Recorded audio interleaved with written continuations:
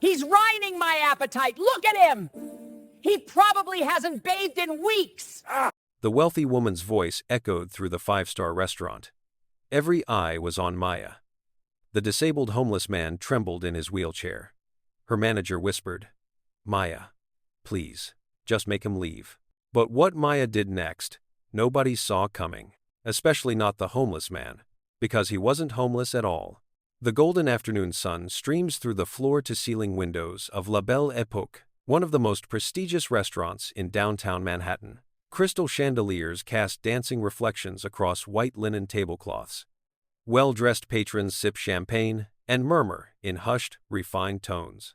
This is a place where reservations are made months in advance, and where a single meal costs more than most people's weekly salary.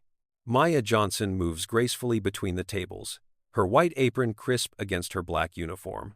At 32 years old, she's been working at La Belle Époque for 3 years, enduring the occasional condescending remark and fake smile, all to provide for her 8-year-old daughter, Zara. Every tip, every shift, every moment of swallowed pride goes toward Zara's future, toward giving her little girl opportunities Maya never had. "More water, please." A woman dripping in diamonds snaps her fingers without looking up from her phone. "Right away, ma'am," Maya responds with practiced politeness, refilling the glass even though it's still 3/4 full. The lunch rush is winding down when the front door opens with a creak that seems too loud for the hushed atmosphere. Every head turns. A man in a wheelchair rolls himself through the entrance, his movements slow and deliberate. He's wrapped in a tattered army jacket, several sizes too large. His jeans are stained and worn, and a dirty backpack sits in his lap. His disability is evident in the way his left arm hangs limply and how his head tilts slightly to one side. His face is hidden beneath an overgrown beard and a worn baseball cap. The Maître d'Philippe, a thin man with a pencil mustache, rushes toward the entrance, his face contorted in barely concealed horror. "Sir, I'm afraid, this establishment, we have a dress code," Philippe stammers, blocking the wheelchair's path. The man in the wheelchair looks up, his eyes tired but gentle. "I just wanted something warm to eat," he says quietly, his voice rough as gravel. "Please, I have a little money." He pulls out a crumpled $5 bill from his jacket pocket, holding it up like a peace offering. Philippe's lips curl in disgust. "Sir, our appetizers start at $45. I really must insist. Is there a problem here?" Maya appears beside them, having noticed the commotion from across the dining room. "Maya, please escort this gentleman back outside." Maya looks at the man in the wheelchair. Really looks at him. She sees past the dirty clothes and unkempt appearance. She sees the human being, the weariness in his eyes, the slight tremor in his hands. That could be from cold or hunger, or something else entirely. She sees her own father, who spent his last years in a wheelchair after a construction accident, struggling with a system that had forgotten him. "He's not disturbing anyone," Maya says firmly. "He's just a customer looking for a meal." Philippe's eyes widen. "Maya, I'll seat him in my section," she continues, her voice steady despite the flutter of anxiety in her chest. She knows she's crossing a line, but some lines deserve to be crossed. Before Philippe can protest further, Maya steps around him and addresses the man directly. "Sir, would you like to come with me? I have a nice table by the window." The man's eyes glisten with surprise and something that might be gratitude. You do that?" "Of course." Maya smiles warmly. Everyone deserves a warm meal and a comfortable place to sit. She leads him to a small table in her section, ignoring the stares burning into her back from every corner of the restaurant. The whispers start immediately, spreading like wildfire through the dining room.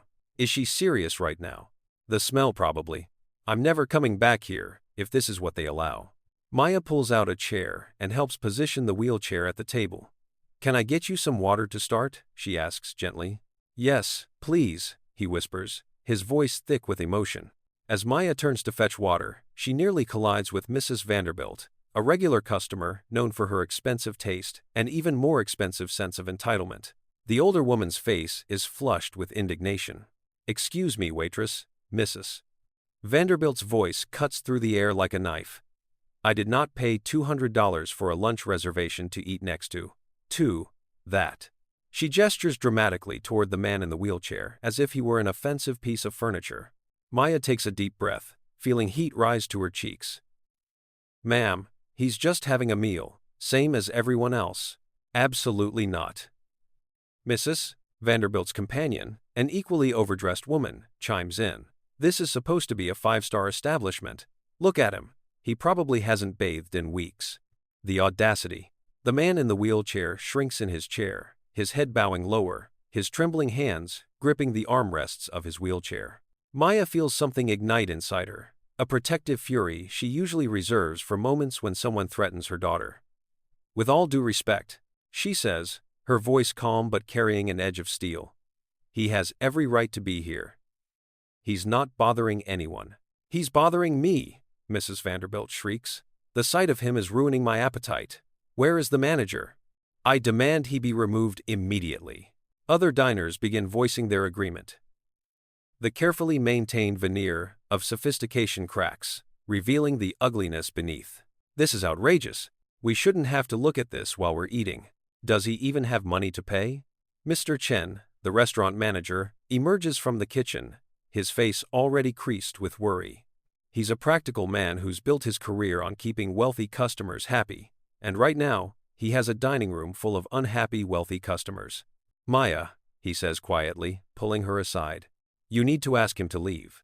"Mr. Chen, I know you mean well, but look around. We're about to have a full-scale revolt."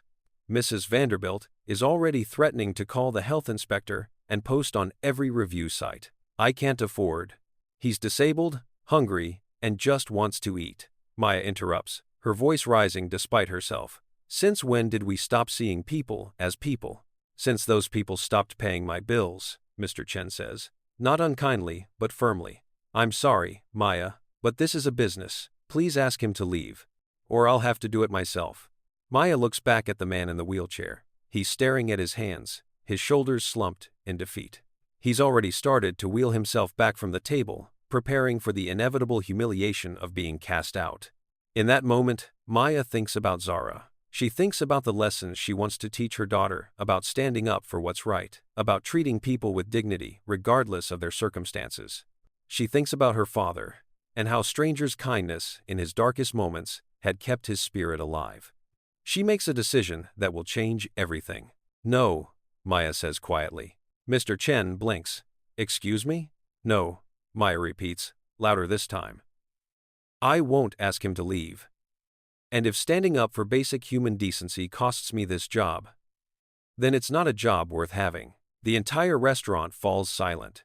You could hear a pin drop on the plush carpet. Maya walks back to the man's table and kneels beside his wheelchair, speaking softly so only he can hear. "Sir, I want you to know that you are welcome here.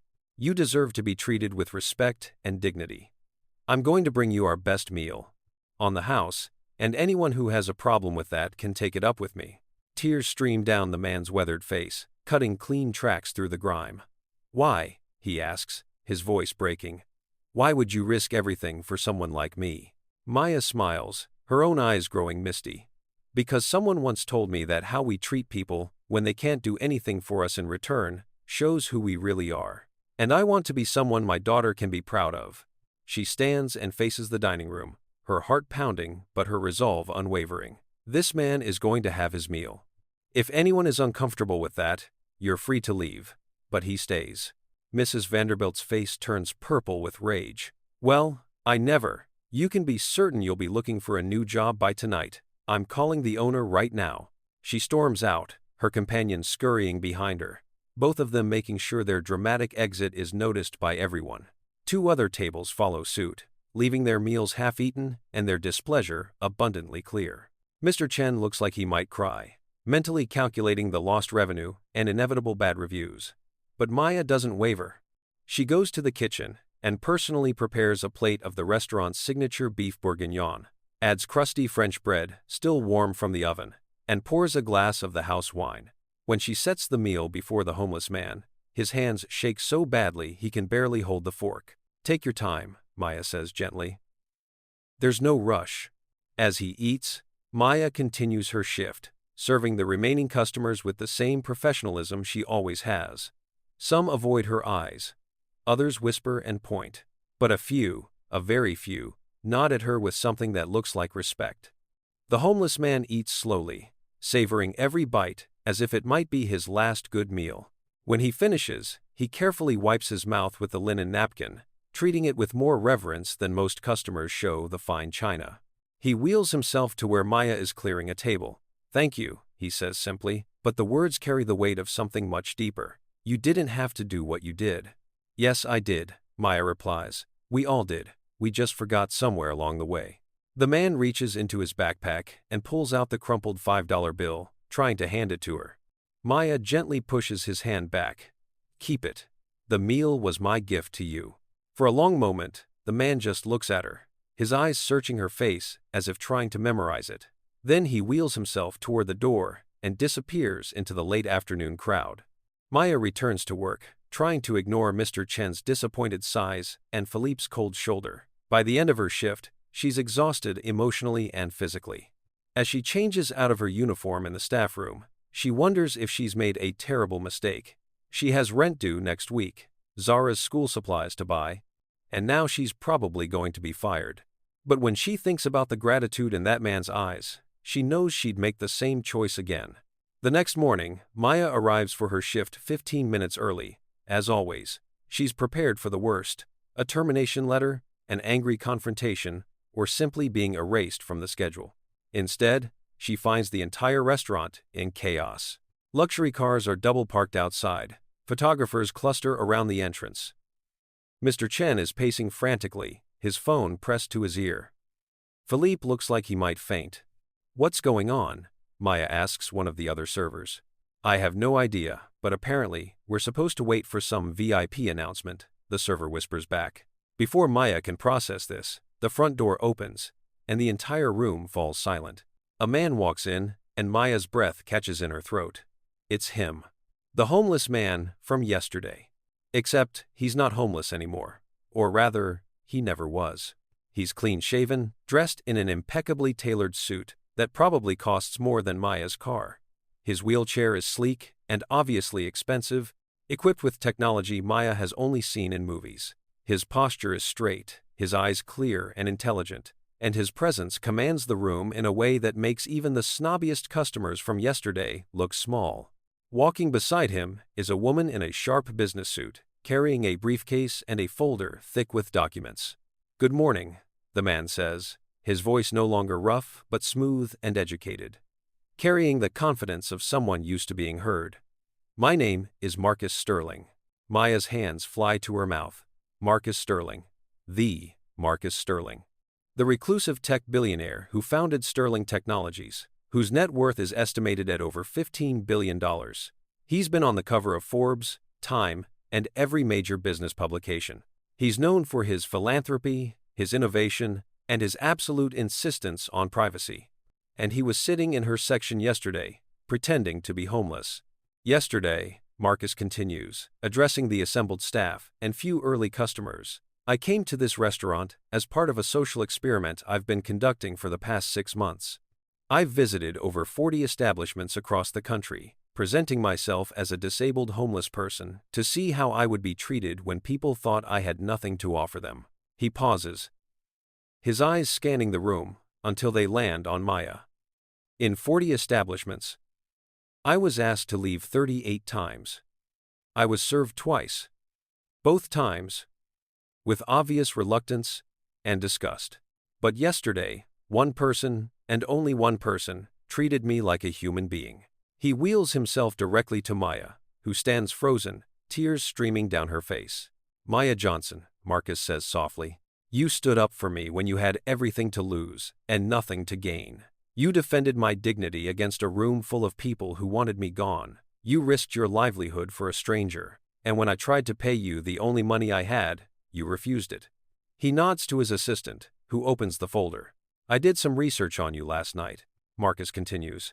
"I know you're raising your daughter alone. I know you work 2 jobs to make ends meet. I know Zara wants to be a doctor someday, but you're worried about how you'll afford college. I know your father was a veteran who spent his last years in a wheelchair, struggling with a system that failed him."